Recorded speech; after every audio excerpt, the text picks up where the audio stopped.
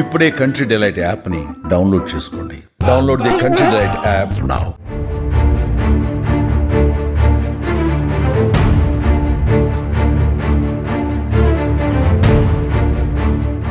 నిన్న వెళ్ళాను.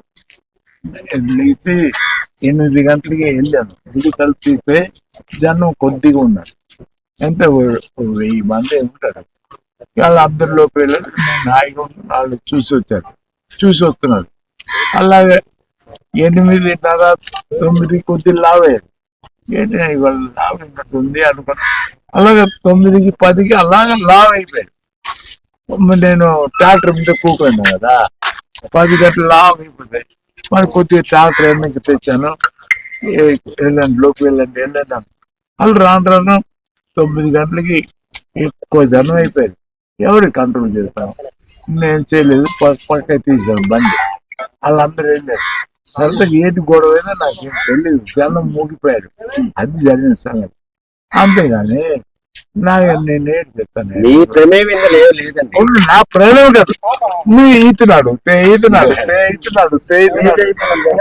చెప్తాను ఏంటి. ఇది జరిగిన సంగతి. యాక్చువల్ గా ఇది జరిగిన సంగతి. నిన్న 8:30కి వెళ్ళినప్పుడు కొద్ది మంది ఉన్నారు. వాళ్ళు లోపు వెళ్ళారు. దేవుడు అది కొద్ది మంది. ఎన్ని నెలల క్రితం నుండి భక్తులకు అందుబాటులోకి వచ్చింది? 4 నెలలు అయింది. ఓపెన్ అయ్యి ఇప్పుడే అయింది. 4 నెలలు. ఎన్నాళ్ళు ఈ నిర్మాణం జరిగింది? ఇది ఎప్పుడు ఎన్నాళ్ళు నిర్మాణం పూర్తయింది? ఎన్ని ఎకరాల విస్తరణలో నిర్మాణం జరిగింది?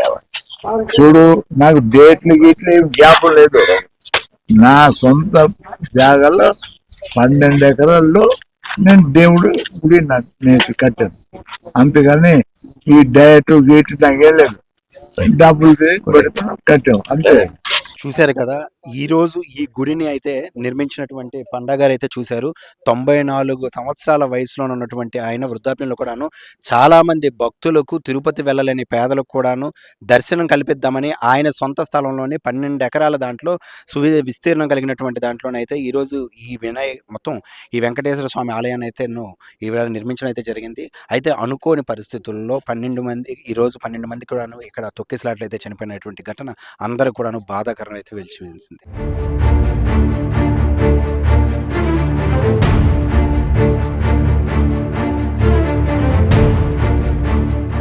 సుమన్ టీవీలో మీ పర్సనల్ అండ్ బిజినెస్ ప్రమోషన్స్ కోసం కింది నెంబర్కి కాంటాక్ట్ చేయండి.